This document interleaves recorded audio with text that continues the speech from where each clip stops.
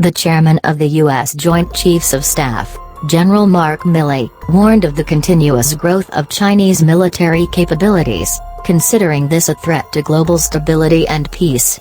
Milley, who is the most senior U.S. military commander, said in his testimony to the Senate today, Thursday, that China is increasing its military capacity at a very dangerous and persistent rate. In the face of what he considered a threat, Milley called in his testimony before the Senate Armed Services Committee to make sure that we maintain our competitive and technological leadership. Milley's comments came after U.S. Defense Secretary Lloyd asked the Pentagon to increase focus on China. On Wednesday, Austin issued a directive to Pentagon staff, asking them to intensify their focus on China, which the United States considers its biggest strategic competitor. It is now up to the administration to get on with the work, Austin said after issuing the internal directive. The initiatives I'm putting forward today are intertwined with the broader approach of the U.S. government toward China, and will help advance the national defense strategy that we are working on, Austin said after issuing the internal directive. Austin said the order would improve the department's ability to revitalize our network of allies and partners, enhance deterrence, and accelerate the development of new business concepts and emerging capabilities. Last February, to review the Defense Department's strategy toward China.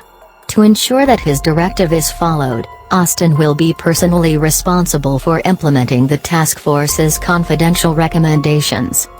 For his part, a senior official in the U.S. Department of Defense indicated that the task force identified a gap between words and deeds in the priorities that were announced towards China, and what we saw in a number of areas.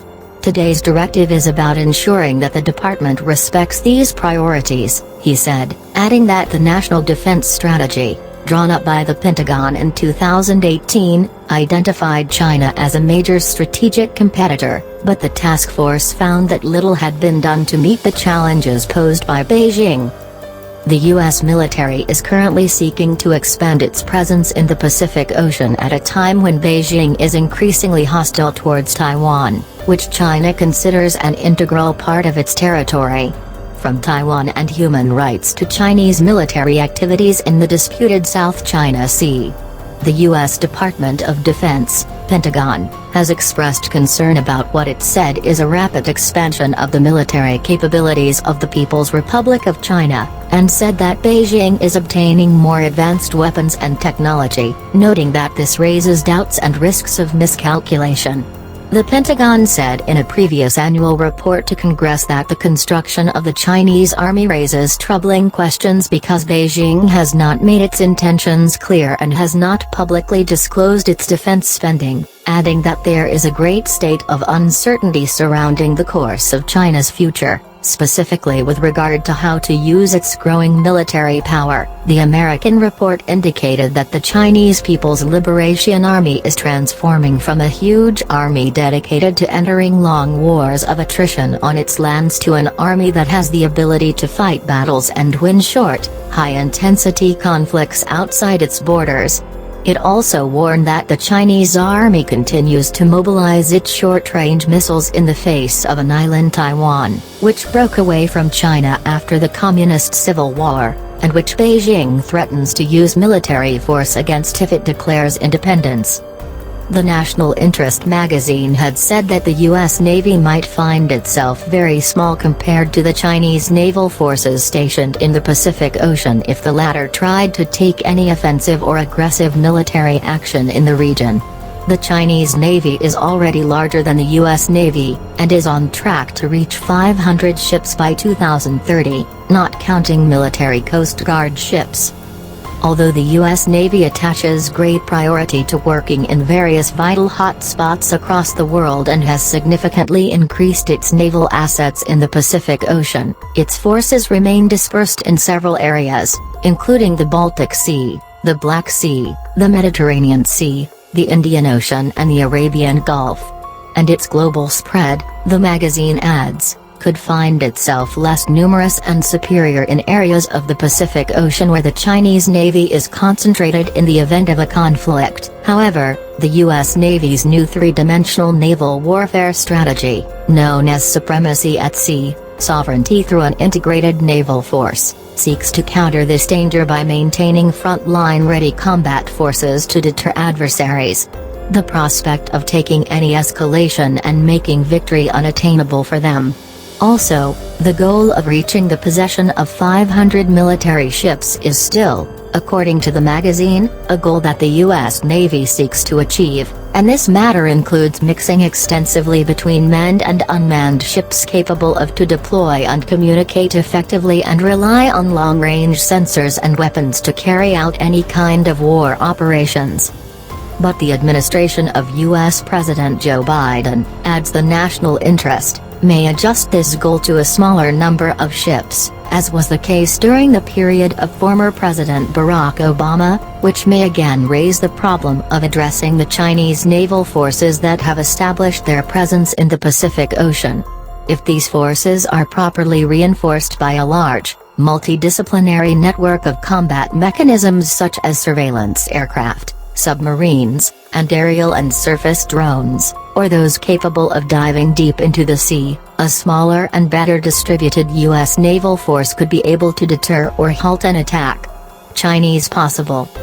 The magazine can therefore conclude the article with the range of weapons, specialized operational capabilities, and the connection and communication between naval units that compensate for the presence of a limited military force, and the effectiveness of equipment and the ability to immediately share targeting information with combat aircraft, ships, drones, submarines, or even ground weapons along the coast is more efficient and capable of decisive battle than simply owning a certain number of ships.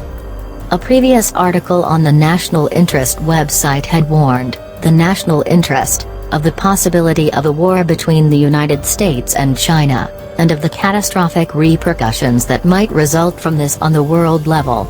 A major war between China and America will cause the end of the world? There is no doubt that the outbreak of a war between great powers is a catastrophic thing to avoid, and that there are indications that China and the United States may be drawn into a war without planning for it. The article referred to the uncomfortable tension in the relationship of the two powers. The two great powers, pointing out that one of them has a well-established footprint in the field of military power after decades of fighting the Cold War, and the other is a rising power that is eager to restore its regional hegemony. The writer elaborated on the military capabilities of China and the United States, comparing their armies and their advanced military capabilities, and areas of superiority for each of them, pointing out that both countries possess advanced weapons, huge armies and nuclear weapons, which makes the repercussions of the outbreak of war between them a serious issue on a global level. According to the Arms Control Association, the United States surpasses China in terms of the number of nuclear warheads, with 1,350 warheads, compared to 45 warheads for China. Despite the profound difference in the political system of the two countries, it is fortunate that China and the United States do not harbor fundamental hostility to each other as is the case between the West and the Soviet Union, but rather enjoy a great deal of mutual economic relations. There is often a risk of war when a rising power challenges an existing superpower, and there are deep differences between Beijing and Washington on issues related to global governance, and they also have many reasons to mistrust each other. According to the author, the arena of the greatest tension between the United States and China is the Pacific waters, where Beijing attaches great importance to pushing American ships away from the series of artificial islands it has built in the South China Sea, to be strategic military points. While the United States and most countries of the world consider the waters are international and everyone has the right to sail in them, and the U.S. Navy continues to send destroyers and cruisers on patrols that it calls freedom of navigation to preserve its right in those international waters. The article concluded that both China and the United States will likely continue to view each other as potential military rivals for decades to come, but if they manage their relations wisely and cautiously, they may not have to engage in a real military confrontation, as their capabilities will play an important role in realizing the impact of their disagreement on the rest of the world.